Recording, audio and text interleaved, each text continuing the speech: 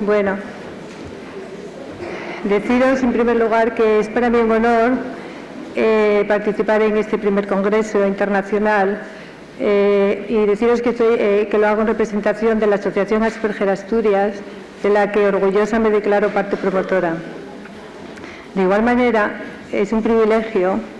que mi cometido en esta mesa sea presentar a Pilar Martín Borreguero y a Jesús Fuentes, ambos profesionales referentes en mi trabajo diario. Los dos van a abordar el trastorno de Asperger en la edad adulta, un tema de especial interés y que en estos 2 años de experiencia clínica en la asociación efectivamente echamos muy en falta una mayor información, que como Pilar apunta en su ponencia, está claro que todavía existen grandes lagunas en el conocimiento sobre el adulto con síndrome de Asperger, que aún todavía es muy alta la frecuencia de diagnósticos incorrectos y que desgraciadamente son muy graves las consecuencias que estos diagnósticos incorrectos supone para la persona con síndrome de Asperger. Por lo tanto, de ahí la relevancia y el interés de las ponencias que vamos a escuchar. En primer lugar, va a hablar Pilar Martín Borreguero, y previa a la presentación de su perfil profesional, yo quiero también deciros que fue ella la persona que de forma desinteresada apoyó y aportó su profesionalidad en la presentación de la Asociación Asperger Asturias en sociedad, y por lo cual aprovecho para reiterarle públicamente nuestro agradecimiento. Ella está doctorada en Psicología Clínica por la Universidad de Cambridge y desarrolló su labor profesional durante los años 90 y 95 en la Sociedad Nacional de Autismo con Lorna Wynne y Judith Bull. También su labor posteriormente la desarrolló en el Servicio de Sanidad Pública hasta el 2003, año en el que crea y funda en Madrid el Centro Sanitario de Psicología Cavendish, de la que ella es directora. En ese año la publicación es cuando se produce en España la publicación de su libro, Síndrome de Asperger, excentricidad o discapacidad, que desde mi punto de vista supuso un gran impulso para la divulgación del síndrome de Asperger en España, porque era la segunda publicación en castellano que se trataba de forma específica, después de la de Tony Attwood, de la traducción del libro de Tony Attwood, de forma específica el síndrome de Asperger. Me congratula el deciros que su exposición de hoy va a ser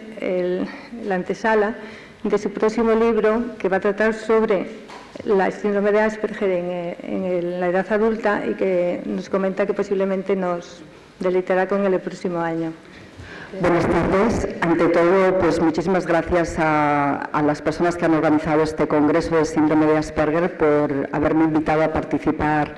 en él, y espero que sea precisamente la antesala a otros nuevos congresos en el futuro.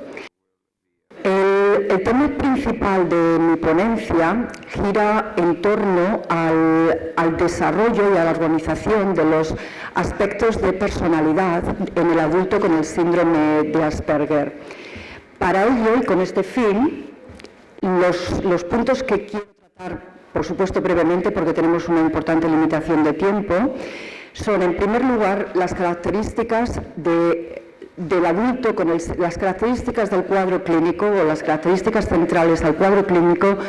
en el adulto con el síndrome de Asperger. En segundo lugar, sí que me gustaría hacer una revisión breve también de los estudios de investigación que han sido orientados a identificar un perfil de personalidad característico en el síndrome de Asperger. Estos estudios son muy limitados en el sentido que solo ha habido 3, por tanto no vamos a tardar mucho en revisarlos. Y en tercer lugar, sí que me gustaría comentaros el estudio actual que estamos llevando a cabo entre la Facultad de Sevilla, dirigido por la doctora Caballero, que ha sido una de las ponentes de esta mañana, y mi propio centro clínico, y creo que con el apoyo de la Universidad de Salamanca. Es un estudio también orientado hacia el estudio de la personalidad en el adulto con el síndrome de Asperger. Me da mucha tristeza el tener que decir que este grupo de jóvenes que veis en la imagen, que es un grupo de jóvenes con el que mi equipo trabaja, son jóvenes diagnosticados con el síndrome de Asperger, os habían preparado un vídeo, más que nada para que ustedes conocieran sus experiencias, pero por un error, es una incompetencia mía a nivel tecnológico, pues no lo vamos a poder mostrar. Simplemente me gustaría resaltar que una de las cosas que ellos decían espontáneamente en el vídeo era esa necesidad que ellos tenían de mejorar sus relaciones sociales con los demás y cómo manifestaban un anhelo muy intenso por tener amigos. ¿Por qué manifestaban esta necesidad de mejorar las relaciones sociales? Pues obviamente, y como hemos visto a lo largo del último día, porque el síndrome de Asperger es esencialmente un trastorno social que como tal afecta tanto la capacidad de establecer relaciones interpersonales como la capacidad de adaptarse a las demandas sociales complejas de nuestra sociedad. El individuo, bien sea un adulto, bien sea un niño, o al revés, bien sea un niño, bien sea un adulto, va a manifestar un déficit primario en la capacidad de cognición social. Esto es, un déficit en la capacidad de generar, de construir representaciones internas de las relaciones de uno mismo con los demás. Este déficit primario, que otros ponentes también han hablado de él, de la capacidad de cognición social, sus precursores están presentes en los primeros años de la infancia y realmente va a dirigir tanto nuestra conducta social voluntaria como nuestra conducta social automática, mediante la participación en una gama de procesos que están implicados en la modulación del comportamiento social, procesos como la atención, la memoria, la motivación, la emoción, incluso la toma de decisiones. Como consecuencia de este déficit en la cognición social, en la infancia, los niños tienden a vivir experiencias de aislamiento social dentro de su grupo de referencia. Y esta experiencia de rechazo social por parte de los compañeros les va a generar, en primer lugar, un gran malestar. No en todos, pero en la mayoría de ellos sí que describen un malestar. Describen ellos también una incomprensión de no saber por qué los compañeros les rechazan. Y además ellos describen lo que describían estos adolescentes que os he mostrado, un gran anhelo por tener amigos. En la etapa adulta, el individuo afectado por el síndrome de Asperger va a manifestar exactamente el mismo cuadro clínico, aunque este cuadro clínico tiende a estar modulado o influido por variables bien del entorno, puede ser el contexto social, pero también internas, como pueden ser las experiencias de aprendizaje que ha tenido a lo largo de la vida, pero también pueden ser los aspectos de personalidad de la propia persona.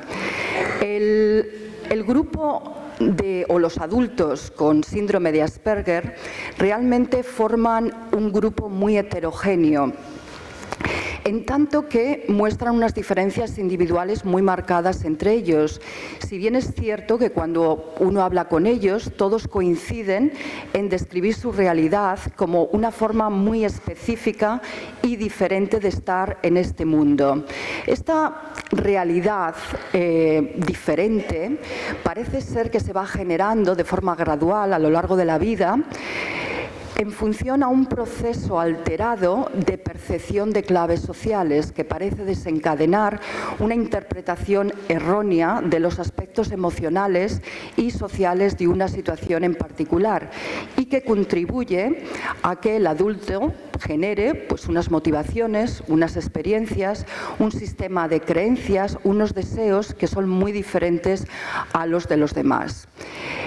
A diferencia del niño, el adulto es consciente de este marcado contraste entre su mundo interior y la realidad de los demás. A menudo ellos describen una dificultad muy marcada para sincronizar emocionalmente con los demás. Tienden a permanecer, además, en la periferia de los acontecimientos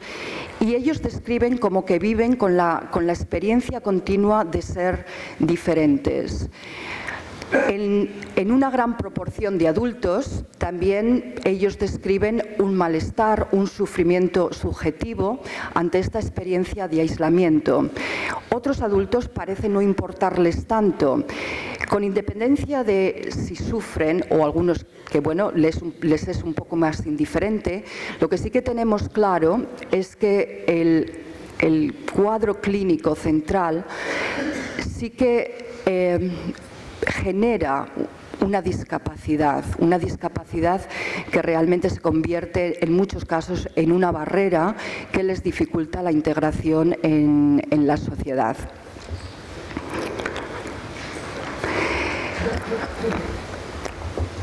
Se ha comentado a lo largo sobre todo del día de ayer, la historia de la evolución del síndrome de Asperger. Yo no me voy a entretener para nada en ello, simplemente comentar que aunque el síndrome fue clínicamente descrito en el año 1941-44 por Hans Asperger, realmente no fue hasta el año 1981 cuando el mundo médico a nivel internacional tomó conciencia de la existencia de este trastorno. Sin embargo, a pesar de que eso ocurrió en el año 1981, creo que es posible reconocer, aquí hay compañeros británicos que me pueden corregir, no fue creo que hasta el año 1991 cuando Uta Frith publicó su libro sobre autismo y síndrome de Asperger, que ese conocimiento, esa conciencia de la existencia de este trastorno realmente se plasmó de una forma totalmente generalizada, o por lo menos ocurrió en el Reino Unido, en los servicios clínicos y en los servicios de educación. Debido a partir, como bien se ha comentado también, de la publicación de Uta Frith en el año 1991, el interés generado en la investigación de diferentes aspectos del síndrome de Asperger, se multiplicó de una forma impredecible hasta llegar al día de hoy en el que realmente contamos con cientos de libros y estudios de investigación que están mirando diferentes aspectos sociales, cognitivos, biológicos de lo que es el trastorno en sí. Quizás este interés en la investigación del síndrome de Asperger ha implicado que en este momento, incluso en nuestro propio país, la mayoría de los profesionales relacionados con la psiquiatría infantil o con lo que es el sistema educativo, yo creo que son conscientes y están muy alertas ante la posibilidad de cuando tienen un niño en la clase, en el caso de los profesores, o cuando el psiquiatra infantil ve a un niño en la consulta y ese niño ha fracasado en el establecimiento de relaciones sociales, ya estos profesionales son muy conscientes de que se tienen que plantear la posibilidad de que el niño tenga un trastorno dentro del espectro del autismo. Sin embargo, a pesar de que ha habido un aumento significativo en la conciencia de la existencia sobre este síndrome en la etapa de la infancia, a mi parecer, como clínica, sí que creo que hay y existen lagunas muy importantes en nuestro conocimiento sobre el síndrome de Asperger en los adultos, especialmente a los tres niveles que os muestro en las diapositivas. Empezando por la propia identificación del cuadro clínico en un adulto, cuando ese adulto, o sea, ese niño ha crecido, se ha convertido en un adulto, el cuadro no se ha identificado, es complicado diagnosticarlo en la etapa tardía, por diferentes razones que luego hablaremos de ella, pero es ya complicado. Tampoco sabemos con mucha precisión, aunque sé que Patricia Howling va a hablar de ello, las variables del entorno, variables biológicas que pueden estar determinando, favoreciendo un pronóstico específico u otro. Y tampoco conocemos muy bien la salud mental del adulto afectado con el síndrome de Asperger. También es importante considerar que debido a la demora en las publicaciones de Lorna Wynne, más tarde de Uta Frith, Es importante enfatizar que todos los adultos que hayan nacido antes del año 1975 aproximadamente y que pudiesen haber padecido un trastorno social primario pueden no haber recibido un diagnóstico o haber recibido un diagnóstico que pudiese estar equivocado. Los propios adultos que han sido diagnosticados en la etapa tardía de sus vidas o incluso los profesionales de la psiquiatría de adultos describen cómo existe una ausencia de familiaridad con los instrumentos que uno debería utilizar para identificar el cuadro clínico. Es bastante entendible, basta que porque el síndrome de Asperger es un trastorno generalizado del desarrollo y, por tanto, los psiquiatras de adultos no reciben una formación especializada en lo que son los aspectos del desarrollo. O, si la reciben, no tienden a ver quizás adultos con un trastorno social primario que ha comenzado prácticamente desde el nacimiento. Por tanto, muchos de los adultos que han pasado por la consulta, no solo aquí, sino en el Reino Unido también, pues han venido con diferentes diagnósticos, especialmente con diagnósticos de algún trastorno dentro del espectro de la esquizofrenia o con algún diagnóstico de trastorno de la personalidad.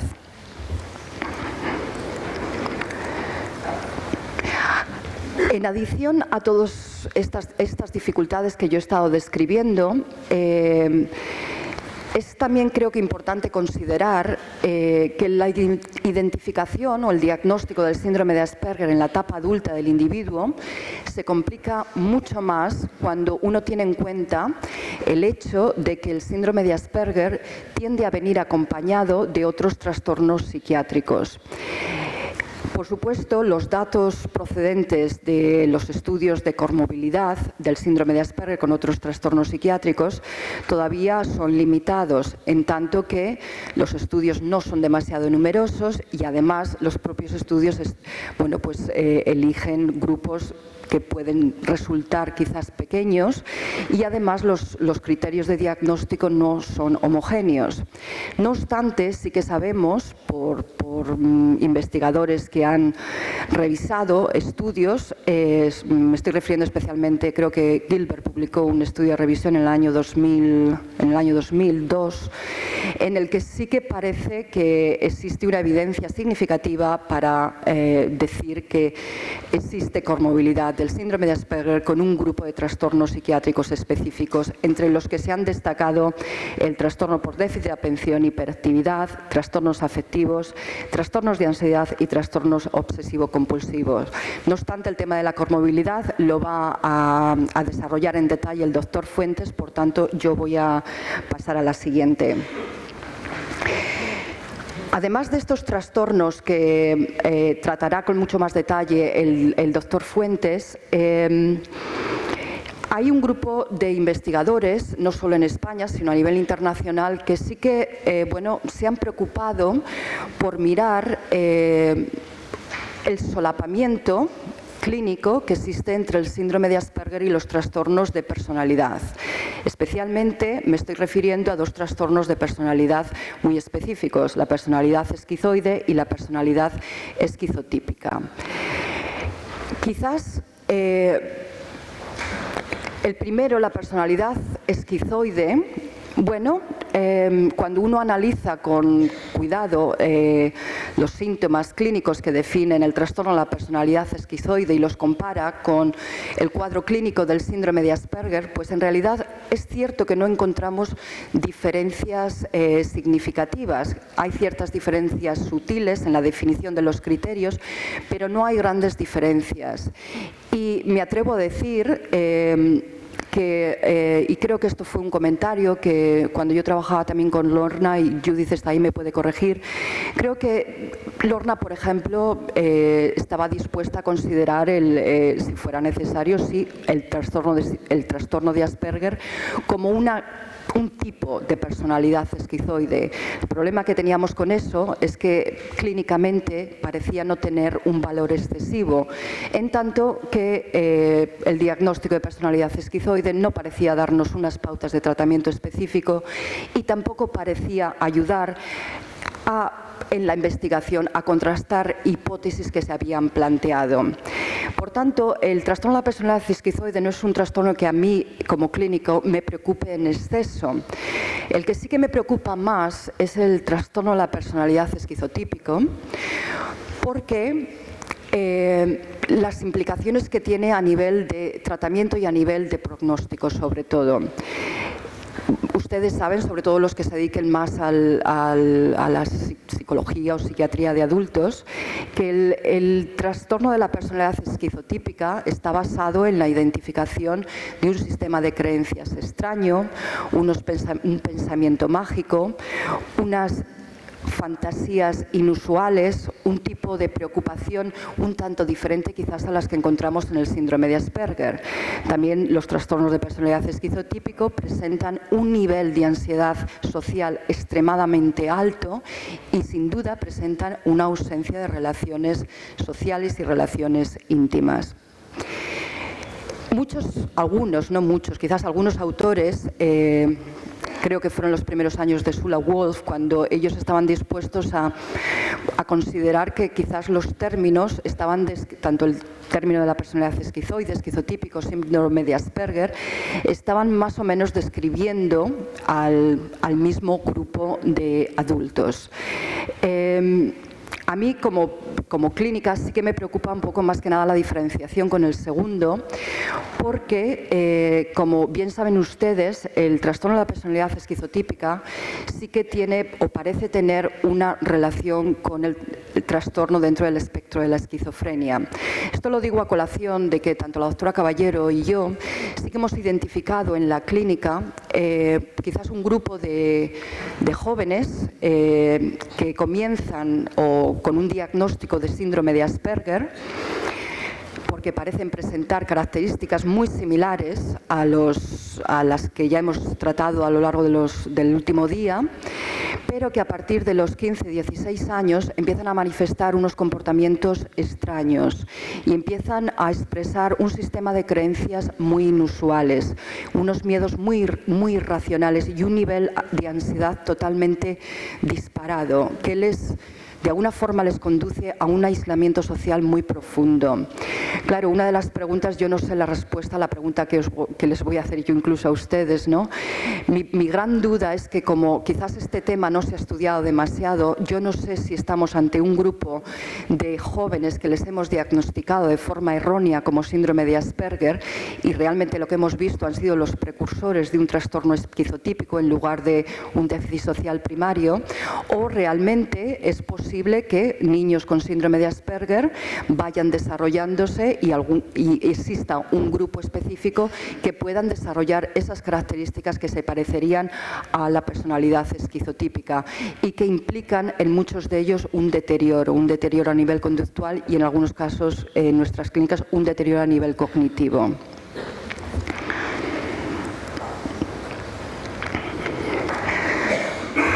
Bien. A pesar de que existe una cierta evidencia sobre la comorbilidad del síndrome de Asperger con otros trastornos psiquiátricos y su solapamiento con los trastornos de personalidad que he mencionado, realmente no conocemos. Tenemos un cuerpo de datos extremadamente limitado, sinceramente, acerca de cuáles son los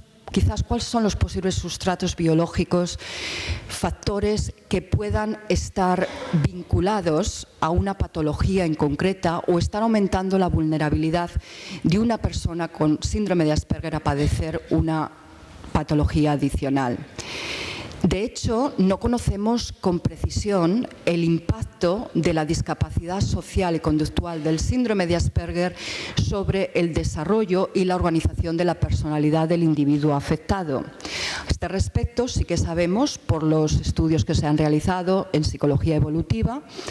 que el desarrollo de la personalidad de cualquier persona implica no solo tendencias conductuales, influidas biológicamente, factores biológicos principalmente, sino que implica también un sistema, un patrón de creencias, de pensamientos y de emociones. Como la mayoría de ustedes saben, el niño desde muy pronto empieza ya a generar ideas sobre sus propios estándares, sobre sus propios valores y gradualmente va a empezar a desarrollar un autoconcepto. Esto le va a permitir evaluar su propio comportamiento, esto le va a permitir desarrollar una autoestima, es decir, atribuirse un valor en función a sus logros, y esto le va a permitir también desarrollar un concepto de autoeficacia. El niño va a empezar a evaluar las habilidades que tiene para resolver sus propios problemas. Si existen alteraciones en la capacidad de cognición social, y este es el caso, en el caso del síndrome de Asperger, no existe duda de que esas alteraciones van a tener un efecto significativo en el desarrollo del autoconcepto del niño y creemos que puede tener un impacto en el desarrollo y la estructura de la personalidad, que quizás pudiese estar vinculado con la vulnerabilidad a padecer una cierta patología. El estudio o el análisis de los rasgos de personalidad sí se ha aplicado al estudio de ciertas patologías dentro del ámbito de la salud mental, y la mayoría de los estudios que han sido orientados hacia este propósito pues han aportado datos sobre ciertos vínculos entre configuraciones específicas del temperamento y patologías tales como el trastorno por déficit de atención, el trastorno depresivo, ciertos trastornos dentro del espectro de la psicosis y alguna más que se me ha pasado por allí. En el caso del síndrome de Asperger, sin embargo, no tenemos realmente mucha información. El hecho de que no se hayan utilizado test estandarizados de personalidad en los estudios que se han realizado a nivel clínico, realmente hace muy difícil interpretar los datos que obtenemos cuando administramos un test de personalidad, porque es muy difícil discriminar entre lo que es las disfunciones que son consecuencia primaria de la discapacidad asociada al síndrome de Asperger y las disfunciones que se pueden estar manifestando en una prueba de personalidad, pero que pueden ser consecuencia de un trastorno comórbido al síndrome de Asperger. En el caso del síndrome de Asperger, solo se han llevado a cabo 3 estudios sistemáticos de análisis de personalidad. El primer estudio lo llevaron a cabo, la bibliografía os la he puesto en la ponencia. Se utilizó el modelo de Cloninger. Es un modelo de personalidad diferente a los que tenemos, porque es un modelo de personalidad psicobiológico que parte de la idea o que persigue la integración neurofisiológica de las tendencias conductuales, de los estilos de aprendizaje y aspectos de la personalidad más influidos por variables externas o del ambiente. Es un modelo que no ha sido totalmente aceptado ni por el mundo de la psiquiatría ni por el mundo de la psicología, porque presenta ciertas limitaciones, que luego las veremos, y ciertas contradicciones a nivel conceptual, pero es un modelo que nos puede aportar información acerca de la personalidad del adulto con el síndrome de Asperger, porque el modelo mismo se ha utilizado con otras poblaciones clínicas. En el caso, simplemente algunas ideas acerca del modelo, presenta 4 dimensiones de temperamento que Cloninger las vincula a los sistemas de neurotransmisión cerebral y 3 dimensiones de carácter que son las que estarían influidas por variables más psicosociales o familiares. Con respecto a las dimensiones del temperamento, el modelo de Cloninger establece esas 4 dimensiones. La primera es la búsqueda de estímulos novedosos, que la define, estaría vinculada al sistema dopaminérgico, y él la define como una tendencia heredable en el individuo a una actividad frecuente de búsqueda de estímulos o situaciones novedosas y una respuesta de excitación intensa ante estímulos gratificantes. La segunda dimensión básica del temperamento que Cloninger describe es la evitación del daño, que él la vincula al sistema serotoninérgico y que la define como una tendencia heredable del individuo a responder de forma intensa a señales que han sido asociadas con estímulos aversivos o estímulos amenazantes. La tercera dimensión del temperamento es lo que él llama la dependencia de recompensas, que él lo vincula al sistema noradrenérgico y también la define como una tendencia heredable a responder de una forma intensa a señales que están asociadas a recompensas de tipo social, desde la aprobación social, el apoyo emocional, etc. Y la cuarta dimensión del temperamento es la persistencia o una tendencia heredable del individuo a dirigir sus recursos atencionales y realizar un esfuerzo personal con el fin de conseguir una tarea. El propio modelo establece estas tres dimensiones del carácter, que son la cooperación, la trascendencia y la autodirección, que son las dimensiones que estarían influidas por los factores psicosociales, familiares o culturales. Bien, en el caso de el estudio que se llevó a cabo con el grupo de síndrome de Asperger, ellos utilizaron, creo que fueron 31 adultos con síndrome de Asperger, y sí que vieron que, bueno, identificaron un perfil específico de personalidad que presentaba diferencias significativas con perfiles que habían obtenido de otras poblaciones, desde el trastorno por déficit de atención y hiperactividad, el trastorno depresivo, y lo hicieron también con un grupo de personas que tenían problemas de adicción a sustancias tóxicas. Entonces, en el caso del perfil del síndrome de Asperger, pues lo que encontraron fue que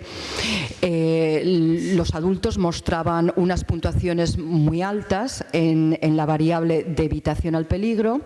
y puntuaciones muy bajas en las dimensiones de búsqueda de novedad o respuesta a estímulos novedosos y de dependencia de recompensa. Y como variables del temperamento sí que identificaron esas dos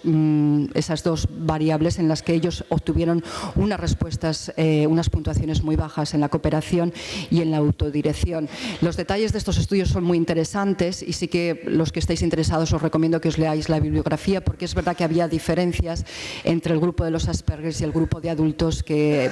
tenían otro tipo de trastorno. Pilar, perdón, estamos en hora. Vale. Rápidamente, los otros dos estudios de personalidad que se han realizado han utilizado el modelo original de Hathaway, que, bueno, como ustedes saben, pues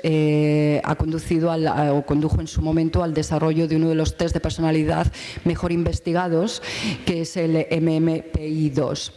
Con este modelo fue el que se utilizó para el segundo estudio de personalidad que llevó a cabo el grupo que describo en la diapositiva. Si bien es cierto que no utilizaron el modelo completo y se centraron en la escala de la paranoia. Entonces, lo que sí que también identificaron, ellos tenían un grupo control de adultos con un desarrollo normal, social normal, y el grupo de síndrome de Asperger. Entonces, lo que sí que identificaron fue, y tenían un grupo de pacientes psicóticos también, perdón. Entonces, lo que sí que identificaron que los adultos con el síndrome de Asperger sí que puntuaban de una forma significativamente más alta que los sujetos con un desarrollo normal de la personalidad en la escala de paranoia, lo cual tiene implicaciones para el diagnóstico diferencial en la clínica, ya que bueno, pues algunos de nosotros siempre hemos tendido a pensar que a lo mejor las ideas paranoias no son consistentes con el síndrome de Asperger. Bueno, este grupo sí que identificó que los adultos con el síndrome de Asperger son o muestran esa tendencia a tener ideas de paranoia, especialmente ideas delirantes de persecución y de grandiosidad con especificidad. Y el tercer estudio de personalidad que lo han llevado a cabo a lo largo de este año fue el grupo de Sally Osonoff en los Estados Unidos, y ellos sí que utilizaron el modelo completo. Y bueno, yo resumo brevemente los resultados, que la conclusión de ellos fue que sí que encontraron un perfil específico cuando lo comparabas con los adultos con un desarrollo normal. Los adultos con síndrome de Asperger puntuaban de forma significativamente más alta en las escalas que os muestro en la diapositiva, afectiva, en la depresión, introversión, malestar social y la escala de psicopatología. Lo cual, lo que ellos también vieron, que a mí me parece bastante interesante, es que esto realmente es consistente con el cuadro clínico del síndrome de Asperger en la etapa adulta. Lo que sí que ellos vieron fue que el 35%, creo que fue de su muestra, puntuaba dentro de la escala clínica, dentro de las puntuaciones clínicas para esas 4 escalas que os he mostrado, lo cual ellos ven pues como una posibilidad de que este tipo de test se pudiese utilizar para facilitar el estudio de la comorbilidad del síndrome de Asperger con otros trastornos psiquiátricos en la etapa adulta. Muy brevemente, el estudio que la doctora Caballero y yo queremos lanzar, se trata de replicar, bueno, no solo replicar, sino se trata de intentar ver si conseguimos los mismos resultados que consiguió el grupo de Osonov. Entonces, lo que queremos hacer es, tenemos un grupo de 30 adultos con síndrome de Asperger sin ninguna comorbilidad psiquiátrica, 30 adultos con síndrome de Asperger con comorbilidad psiquiátrica, 30 adultos con un desarrollo social normal y 30 adultos con un trastorno dentro del espectro de la esquizofrenia. Y además, hablando con Mike Ratter ayer, pues sí que se nos sugirió que pudiéramos añadir otros grupos clínicos. Entonces, lo que sí que queremos hacer es las pruebas, la evaluación que les vamos a hacer es el ADI y el módulo 4 de Leidos para simplemente ratificar el diagnóstico, por supuesto las pruebas de CI, y queremos pasar el mismo test de personalidad, más luego test diferentes que identifiquen cierta comorbilidad psiquiátrica. Realmente no os puedo decir muchos datos, simplemente el 20% de los datos que hemos analizado hasta el momento sí que parecen ser consistentes con el perfil que identificó Osonov, pero realmente estamos en los primeros meses del estudio, entonces tampoco os puedo comentar más. Lo que sí que os quiero comentar son las razones por las que estamos interesados en el estudio de esta etapa en los adultos, y es que creemos, al igual que lo creía el grupo de Sally Osonov, que la identificación de un perfil de personalidad en el adulto con el síndrome de Asperger quizás podría facilitar el diagnóstico o quizás podría alertar a los psiquiatras de adultos, psicólogos clínicos de adultos, sobre la posibilidad de estar ante una persona, un adulto con un déficit social primario y no con un trastorno mental diferente. En segundo lugar, creemos también que igual que hemos identificado, de una forma más o menos precisa, un perfil cognitivo, sí que creemos que la identificación de un perfil de personalidad, si bien creemos que es mucho más complejo, sí que puede facilitar también el diagnóstico de la comorbilidad de un trastorno psiquiátrico mezclado con el síndrome de Asperger. Y en tercer lugar, o yo personalmente, sí que utilizo estos perfiles de personalidad para diseñar programas de intervención cognitivo-conductual con adultos afectados por el síndrome de Asperger. Lo hago como una herramienta de aprendizaje en la que a través de ellos les muestro pues, grupos de creencias o grupos de actitudes, grupos de pensamientos que pueden ser disfuncionales a la hora de integrarse en la sociedad. Y en cuarto lugar, quizás, y esto es un gran quizás, pues podría posibilitar pues, la investigación neurobiológica de estos grupos de personalidad que parece ser que se encuentran en el síndrome de Asperger. Y ya para terminar, porque es importante volver a la realidad de nuestros días, y la realidad de nuestros días es que realmente nuestra comprensión de los aspectos biológicos que están determinando el desarrollo de la personalidad es muy limitada. Por eso yo creo que no estamos todavía preparados para establecer ningún modelo que vincule rasgos de temperamento con, quizás como lo hizo Cloninger, con procesos de neurotransmisión cerebral. Y sí que me gustaría terminar, espero no causar mucha polémica, con una cita que ya Freud describió el siglo pasado y que me gustaría leeros. Las deficiencias inherentes a nuestra descripción de la personalidad humana se desvanecerían si estuviéramos en una posición en la que pudiéramos reemplazar los términos psicológicos con términos fisiológicos. Tanto la disciplina de la fisiología como la de la química podrán aportar la información más sorprendente, y en este momento no podemos imaginar el tipo de respuestas que nos darán en unos cuantos años y que revelarán las preguntas que hoy nos hacemos. La las respuestas pueden ser de tal clase que destruyan por completo la estructura artificial de nuestras hipótesis actual. Bueno, el sueño de Freud no se ha cumplido, pero yo espero que entre todos nosotros realmente pues sigamos esperando y sigamos luchando para que se cumpla de alguna forma. Gracias, y eso es todo.